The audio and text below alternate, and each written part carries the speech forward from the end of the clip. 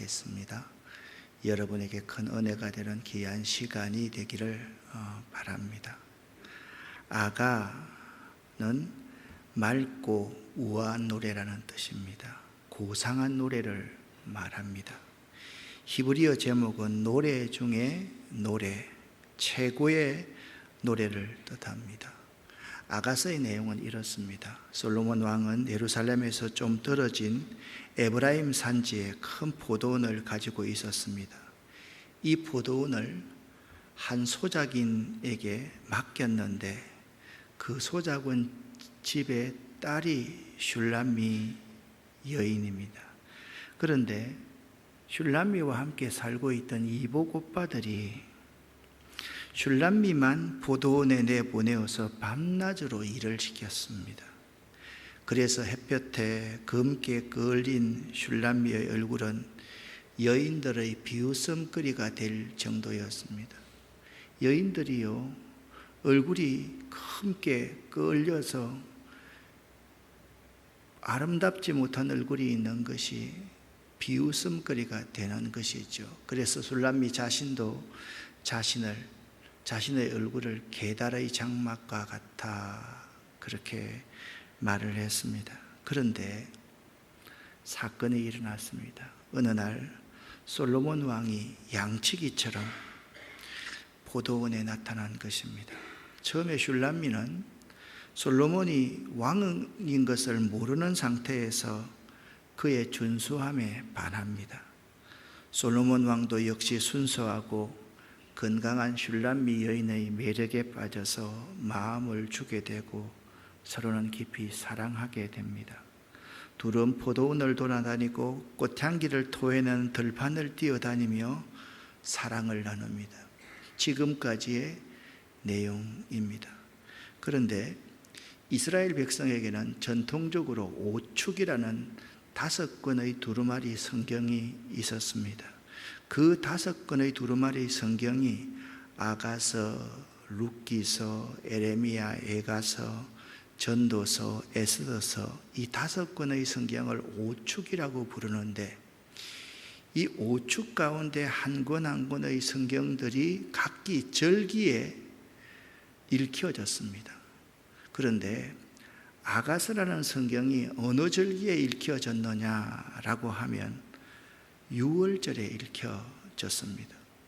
여기서 6월절에 아가서를 낭송했다라는 것은 의미가 있습니다. 여러분들이 성경 가운데 아가서를 해석하고 아가서를 읽을 때 아가서는 언제 기록된 것이라고 읽혀졌다고요? 6월절에 백성들에게 낭송되었다라는 점을 잊지 마셔야만 합니다. 6월절은 이스라엘이 애굽의 압제로부터 구원받은 절기이죠. 특별히 그 나라에 있는 모든 장자를 하나님께서 다 죽이는데 어린 양의 피를 문지방과 임방에 바른 사람, 그러한 가정만은 그 재앙이 패스 오버 되었다. 그래서 6월절이라고 말을 합니다. 그러니까 아가서를 해석할 때 여러분이 꼭 명심해야 될 게 뭐냐 하면 아가서는 인간의 구원과 관련되어 있는 예표적인 의미를 가지고 있다라는 점을 잊지 말아야만 합니다. 자, 아가서는 이스라엘의 절기 가운데 어느 절기에 읽혀졌다고요? 6월절에 읽혀졌다라는 사실을 꼭 기억하면서 아가서 1장부터 8장까지를 읽어 나갈 수 있어야만 됩니다. 1세기에 살았던 랍비 아카비는 아가서는 가장 거룩한 책 중에 하나다라고 말했습니다. 왜 그렇겠습니까? 인간의 구원과 관계에 있는 매우 중요한 책 중에 노래 중에 노래, 최고의 노래이기 때문에 그렇습니다. 오늘 2장 1절부터 9절까지 말씀을 여러분과 함께 나누는데요. 1장 13절 14절에서 이 슐람미 여인은 그의 사랑을요 모략 주문이다. 그리고 그의 사랑을 엔게디 포도원의 고메라 송이라 그렇게 말했습니다. 그의 사랑을 모략 주문이다 라면 자신을 치유하는 것이 나에게 있어서 사랑이요. 엔게디 포도원의 고메라 송이다 라고 했던 것은 자신이 피하고 거할 피난처가 된다, 이 뜻을 1장 13절과 14절에 표현했습니다. 사실 사랑은요, 사람을 치유하는 힘이 있습니다. 그리고 사랑은요, 자신이 피하고 거할 피난처가 됩니다. 이 점은요, 슐람미가 사랑에 대한 고백을 한 것 가운데 매우 중요한 것입니다. 사랑을 하면 치유하는 능력이 있다. 사랑은요, 자신이 피할 피난처가 된다라는 점을 명심해야만 됩니다. 자, 1장에서 그렇게 사랑을 묘사했던 슐람미 여인이 2장 1절에 들어서서 그는 이렇게 사랑에 대해서 자기 스스로는 이렇다라고 묘사하고 있습니다. 함께 읽어보겠습니다. 나는 샤론에 수선하여 골짜기에 백합화로다. 아멘. 자신은요, 사론에 수선하여 골짜기에 백합화로다 라고 말씀하고 있습니다. 슐람미는요, 자신을 가리켜서 사론에 수선하다, 골짜기에 백합화라고 이야기를 했습니다.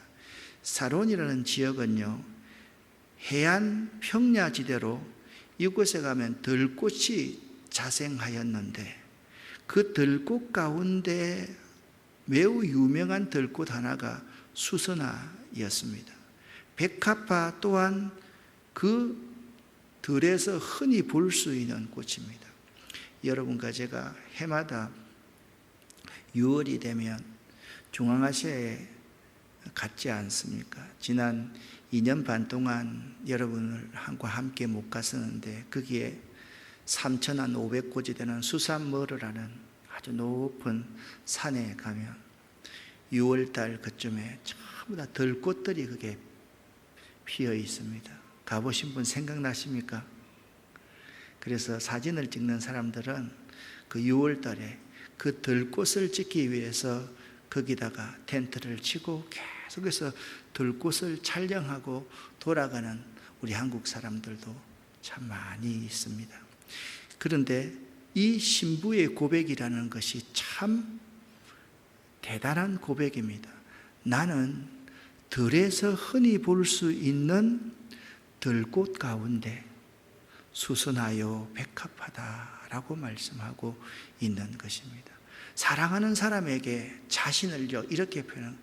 나는 하잘것없는 들꽃에 불과한 사람입니다 라고 자신을 표현하고 있다라는 것이죠.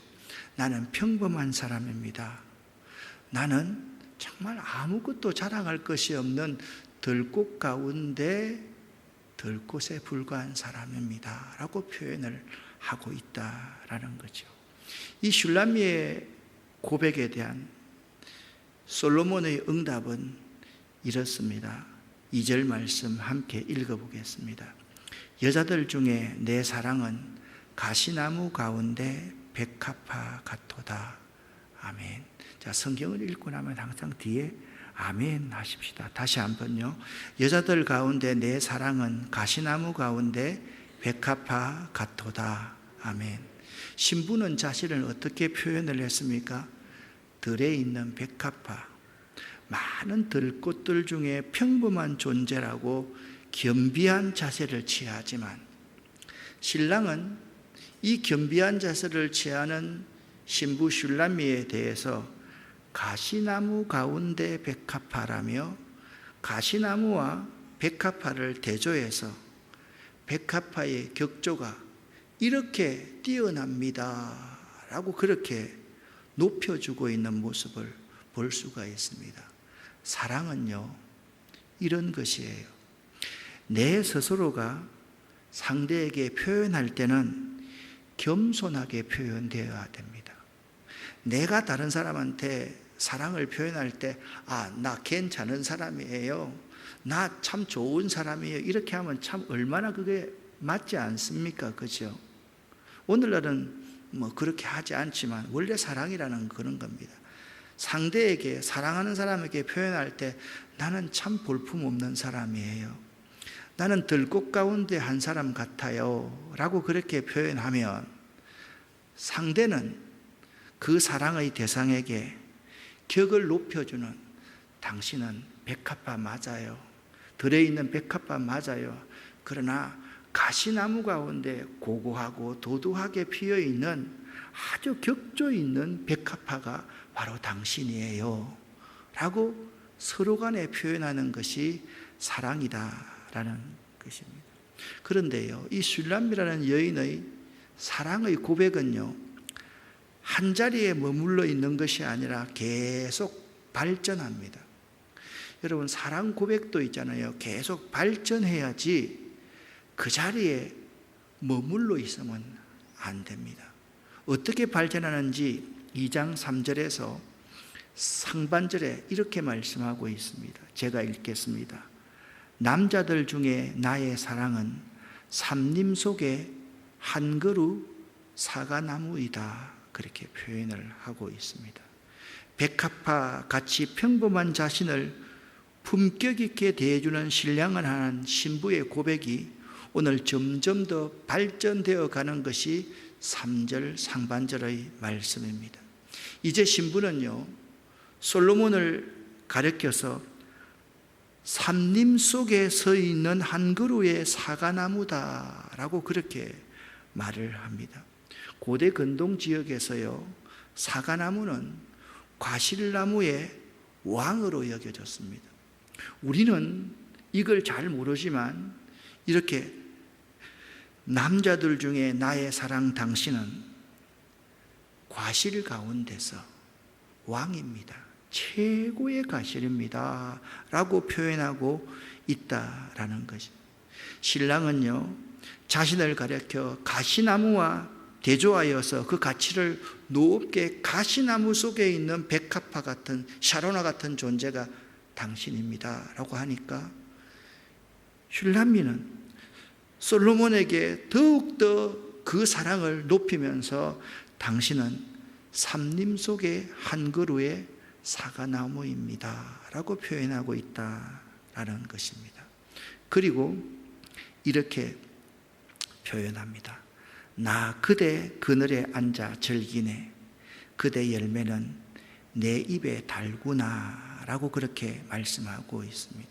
신부는요, 자기의 신랑을 사과나무에 비유하며 그 그늘에 앉아 심히 기뻐하였고, 그 그늘에 앉아서 사과나무에 열려있는 사과를 하나 따서 맛을 보면서 이 더위 속에 이 그늘에 앉아서 이 과실 중에 최고의 과실인 사과를 먹을 수 있을 만큼 당신은 나에게 있어서 참 대단한 존재입니다, 그렇게 표현하고 있는 것이 나 그대 그늘에 앉아 즐기네, 그대의 열매는 내 입에 달구나 라고 표현하고 있는 것입니다.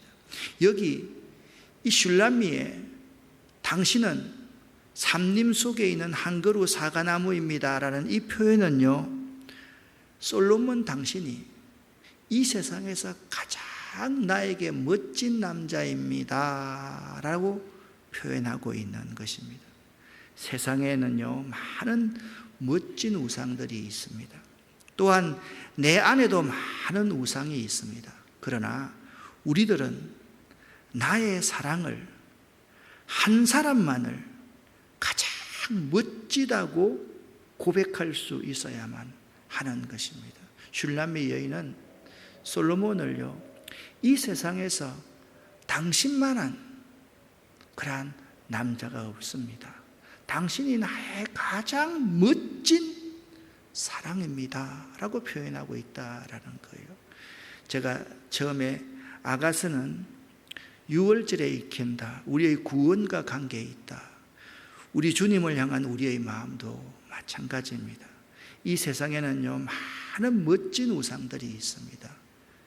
권력도 있고요, 학벌도 있고요, 돈도 있고요, 우리 건강도 있고요, 다 멋진 우상들이 있습니다.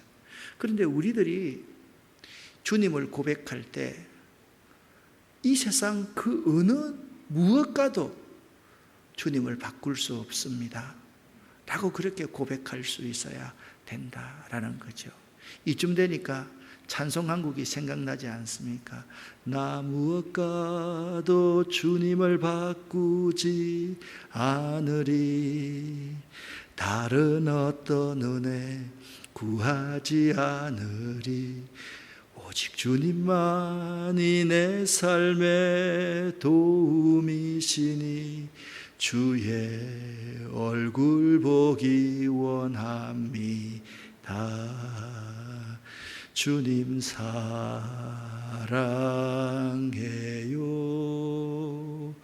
온 맘과 정성 다해 하나님의 신실한 친구 되기 원합니다. 주님 사랑해요.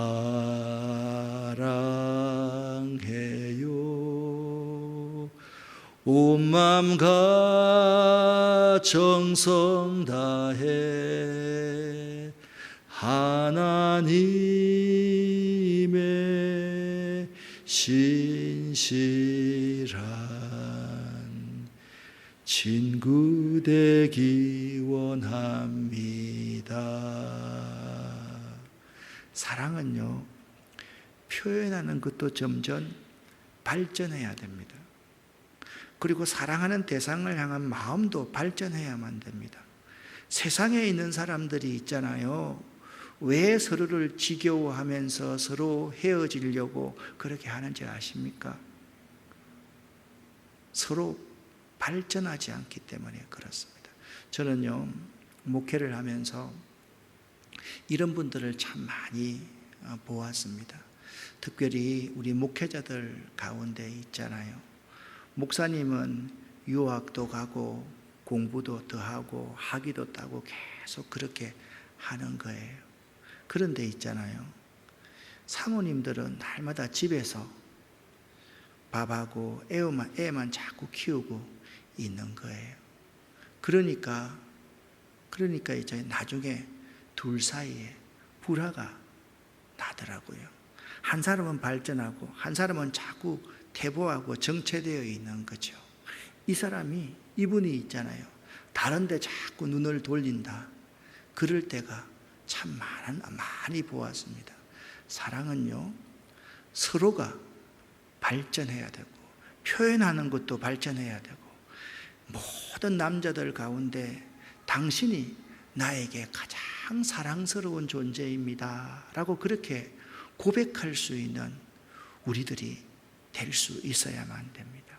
자, 2장 4절 말씀을 같이 한번 읽어 보겠습니다. 그가 나를 연회장으로 데리고 가네. 내 위에 벌럭이는 깃발 같은 그대 사랑. 아멘. 슐라미는요, 솔로몬이 자신을 잔치집으로 이끌어 간다라고 그렇게 말씀하고 있습니다. 자, 슐라미 여인을 잔치집으로 이끌어 가는데 슐라미 여인이 신랑에 대해서 어떻게 표현하고 있는지를 잘 한번 보십시오. 신부는요, 솔로몬을 내 위에 벌럭이는 깃발이라고 그렇게 표현하고 있습니다. 이 본문에서 말하는 깃발이라는 이 단어가 매우 중요합니다. 깃발이라는 것은요, 특히 군대의 깃발을 일컫는 것으로 특별히 군기를 의미합니다. 군인의 전의를 북돋워 주며 군인으로서의 자부심을 느끼게 하는 상징물이 바로 여기 깃발입니다. 슐라미 여인은요, 정말 보잘것없는 계달의 장막 같은 여인이었습니다. 자기는 정말 보잘것없는 평범한 그러한 여인이 맞습니다. 그런데 솔로몬이요, 자신을 연회장으로 이끌어가면서 격을 높여주는 거예요. 그러면서 자신에게 용기를 북돋아주고 자신의 자존감을 자꾸 높여주는 거예요. 그런 모습을 내 위에 펄럭이는 깃발 같은 솔로몬 당신의 사랑이라고 표현하고 있다라는 겁니다.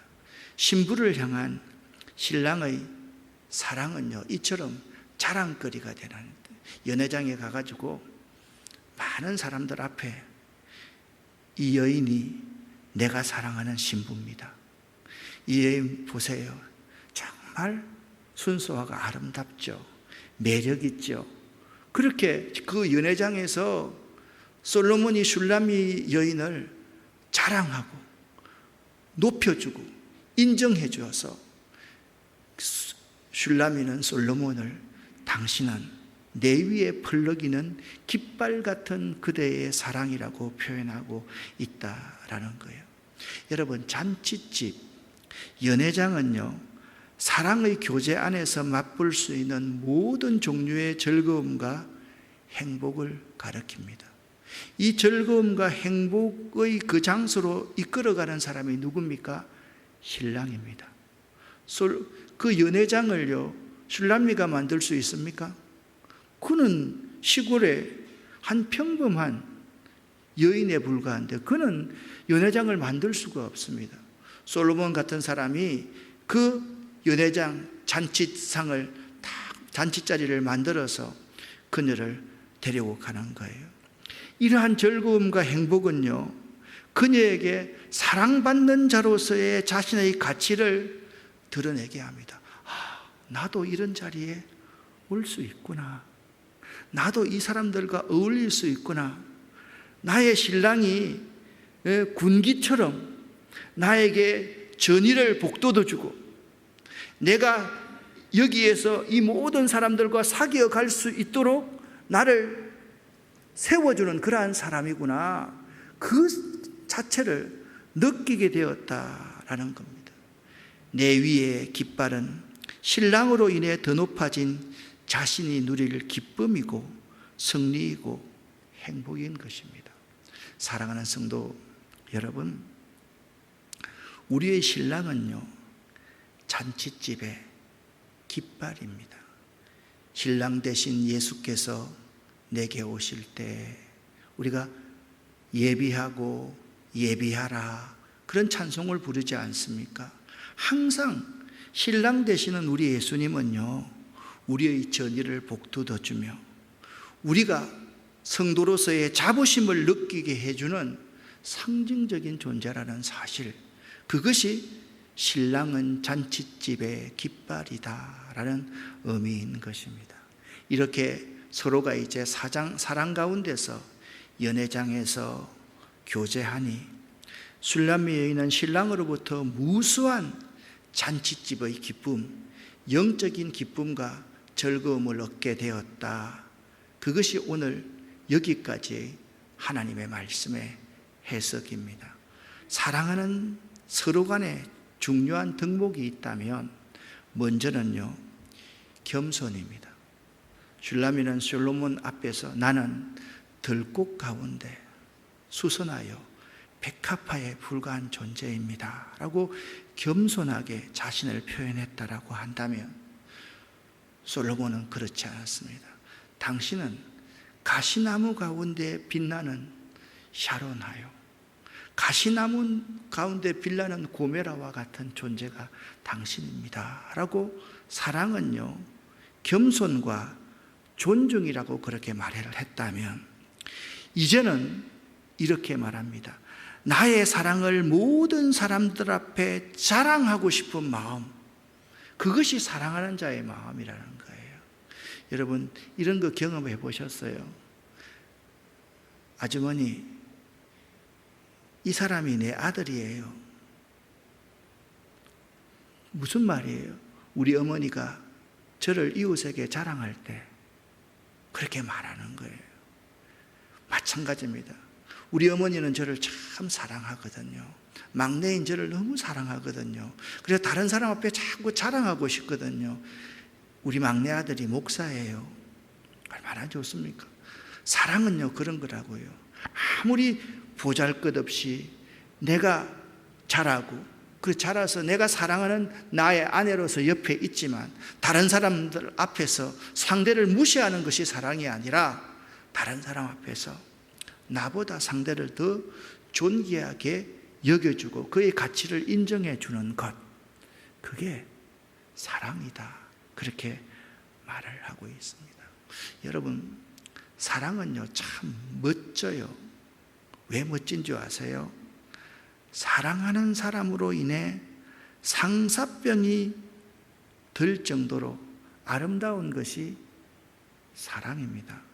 2장 5절 말씀을 쉬운 번역으로 같이 한번 읽어보겠습니다. 사랑 때문에 병든 이 몸, 금포도로 기운을 복돋워 주세요. 사과로 새 힘을 주세요. 아멘.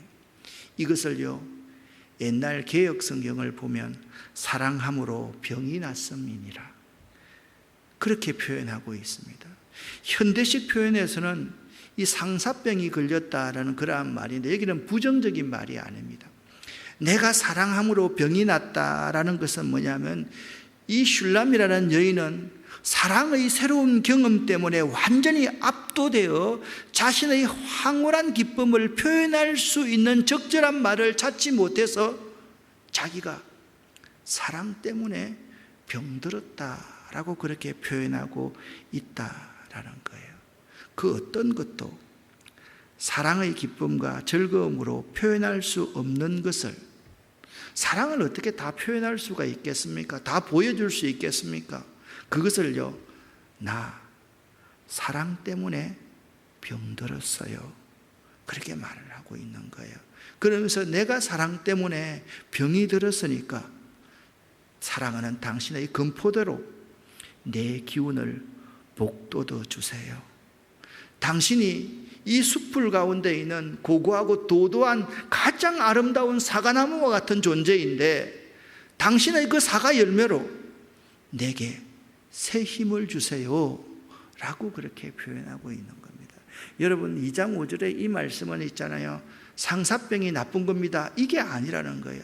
가장 최고의 사랑의 표현을 연회장에서 자신을 데리고 다니면서 솔로몬 왕이 수없는 여인들의 눈길을 받고 있는 그러한 사람이었는데, 그 여인들 가운데 슐람미 여인을 데리고 다니면서 내 사랑하는 아내입니다, 내가 가장 사랑하는 사람입니다, 이 아름다움을 한번 보십시오 라고 그 자랑하는 그 최고의 사랑의 표현을, 나는 사랑 때문에 병이 들었어요 라고 표현하고 있다는 거예요. 여러분, 사랑 때문에 병 들어봤습니까?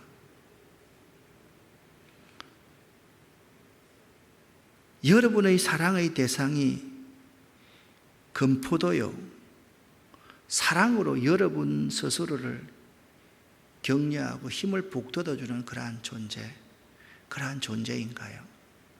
그리고 누가 여러분의 기운을 북돋아주고 누가 당신에게 새 힘을 줄 수 있습니까? 사랑은요, 그 대상의 기운을 북돋아주고 그에게 새 힘을 줄 수 있는 것입니다. 그런데 가만히 생각을 해보면 이 세상의 사랑은요, 우리에게, 나에게 기운을 영원히 북돋아 줄 수도 없고 우리에게 새 힘을 줄 수가 없어요. 그래서 아가서를 6월절에 읽는다라는 의미처럼 예수 그리스도의 그 사랑만이 나의 기운을 북돋아 줄 수가 있고 나에게 새 힘을 줄 수 있다는 거예요. 할렐루야. 그래서 우리의 사랑의 대상이 예수 그리스도다. 예수 그리스도만이 숯불 속에 한 그루의 사과나무이다 라고 우리가 고백하면서 살아가고 있는 것입니다. 사랑은요, 나의 기댈 언덕이 있음으로 인해서 기뻐하는 것, 그게 사랑입니다. 슐람미 여인에게 그 연회장에서 기댈 수 있는 언덕, 그 그늘은 솔로몬 한 사람이었어요. 슐람미가 가마를 타고 왕궁으로 와서 그 연회장으로 이끌려 갈 때 슐라미가 누구를 의지할 수가 있겠습니까? 누구 한 사람을 알겠습니까? 어느 예루살렘의 여인을 알겠습니까? 슐라미가 그 연회장에서 알 수 있는 유일한 한 사람은 누굽니까? 신랑인 솔로몬밖에 없다라는 사실입니다. 이제 2장 6절 말씀을 보면 자기의 기댈 언덕이 자기에게 어떻게 해주고 있는지를 이렇게 묘사해 놓고 있습니다. 함께 읽겠습니다. 그대 왼팔에 나를 눕혀 오른팔로 나를 안아주네. 아멘. 아멘. 그러니까 외롭게 신랑만 바라보고 지금 따라가고 있는 그 슐라미를 눕혀서 자기를 안아주고 있는 사람, 그 사람이 솔로몬밖에 없다. 여러분, 기댈 수 있는 의지처가 되고 그녀를 알아주면서 세상적인 즐거움이 유혹이 풍파가 그녀를 해방하거나 손상시키지 못하도록 보호하는 자가 자신의 사랑하는 자 솔로몬이다. 그렇게 말씀하고 있습니다. 흔들려도 끝까지 그녀를 지키는 것은 신랑의 품밖에 없다라는 사실을 알 수가 있는 거예요. 우리가 이 세상을 살아갈 때 가만히 보면 우리는 잘못 생각할 수가 있어요. 그 세상의 왼팔이 나를 눕혀 오른팔로 안아주면 그 사랑이 영원할 것 같은데 그건 순간적이고 찰나적인 사랑일 뿐이에요. 우리를 흔들어 놓고 떠나가 버리는 사랑이 세상의 사랑이에요. 그런데 우리의 신랑 되신 그분이 끝까지 어떤 유혹과 풍파가 우리를 유혹하고 우리를 해방하고 우리를 방해한다 할지라도 끝까지 보호해 주시는 분은 바로 신랑 되신 그분밖에 없다. 사랑은요, 이런 거예요. 내가 어떠한 상황에서도 기댈 수 있는 것이 사랑이고요. 사랑은 포용하는 것입니다. 상대가 어떠함에도 불구하고 안아주며 감싸주는 것, 그것이 바로 사랑입니다. 그러한 사랑만이 상대를 살리는 힘, 상대의 힘을 북돋아주고 상대에게 용기를 주고 상대에게 격려를 줄 수 있는 힘이 그러한 사랑이라는 거예요. 지금 가만히 보면요, 슐라미가 솔로몬을 굉장히 사랑하고 있는 것 같아요. 그런데 알고 보면 슐라미의 사랑은 솔로몬의 사랑에 기대어서 솔로몬의 그 큰 사랑에 비유할 수 없을 정도로 작은 사랑임을 우리는 발견할 수가 있습니다. 그래서 2장 7절에서 이렇게 표현을 하고 있습니다. 그 사랑을 깨우지 말기를 부탁하고 있습니다. 예루살렘 아가씨들이여, 내가 노루와 들사슴으로 당신들에게 부탁합니다. 제발 내 사랑이 원할 때까지 깨우지 마세요. 제발 내 사랑을 깨우지 마세요. 라고 부탁하고 있습니다. 사랑은요, 깨지기가 쉽고 상처받기 쉽기 때문입니다. 외부적인 요소들에 의해서 깨지기가 쉽고 상처받기 쉬운 사랑입니다. 예루살렘 여인네들의 하는 말, 시기심, 질투심 때문에 그 사랑이 깨어지기가 참 쉽습니다. 그래서 슐라미 여인은 예루살렘의 아가씨들에게 이렇게 부탁합니다. 제발 우리의 사랑이 신랑이 깨기 전에는 깨지 않기를 제가 여러분에게 부탁합니다. 그렇게 말씀하고 있는 것입니다. 신랑이 원하기 전에는 내 사랑을 깨우지 말라, 그렇게 말을 하고 있는 것입니다. 우리가 이 세상을 살아가다 보면요, 처음 사랑을 잊어버리고 나면요, 자꾸 예배에서 멀어지고 기도의 자리에서 멀어지고 판단하게 되고 정죄하게 되고 그렇게 살아가기가 쉬운 것이 우리들의 모습입니다. 우리가 정말 조심해야 될 것은 신랑이 원하기 전에는 우리 사랑을 깨우지 말라라고 부탁할 수 있어야 됩니다. 주님은 우리를 결코 버리지 않거든요. 주님의 그 사랑은 변하지 않거든요. 그래서 우리는요, 그 변하지 않는 사랑에 기대어서 이 사랑을 계속 유지해 가야지, 내가 그 사랑을 자꾸 붙들려고, 내가 그 사랑을 자꾸 만들려고 하면 그 사랑을 이룰 수가 없다라는 사실을 알아야 됩니다. 교회 봉사함으로써 내 사랑을 계속 깨우치기를 원하면 그건 잘못된 겁니다. 헌신하면서 자꾸 내 사랑을 깨우치기를 원하는 그 사랑은요, 그 헌신도가 사그라들면 사랑도 줄어들게 됩니다. 그분의 사랑, 그분의 사랑의 그늘 앞에 날마다 거하면서 그분의 그늘 아래 거하고 그분이 주시는 열매를 내가 먹고 즐길 때 그 사랑만이 영원할 수가 있다는 사실을 여러분이 7절 말씀을 통해서 기억할 수 있어야만 될 것입니다. 이제 오늘 말씀의 결론 8절부터 9절까지의 말씀입니다. 함께 읽어보겠습니다. 내 사랑하는 자의 목소리로구나. 보라, 그가 산에서 달리고 작은 산을 빨리 넘어오는구나. 내 사랑하는 자는 노루와도 같고 어린 사슴과도 같아서 우리 벽 뒤에 서서 창으로 들여다보며 창살 틈으로 엿보는구나. 아멘. 이 말씀을 제가 쉬운 성경으로 한번 읽어볼 테니까 여러분 눈으로 한번 들어보시기를 바랍니다. 아, 내 사랑하는 자의 목소리. 산을 뛰어올라 언덕을 넘어 내 사랑하는 그가 오시네. 나의 사랑하는 사람은 노루와도 같고 어린 수사슴과도 같네. 아, 저기 우리 벽 뒤에 서서 창문을 통해 들여다보시네. 창살들을 통해 엿보시네. 그렇게 말씀하고 있습니다.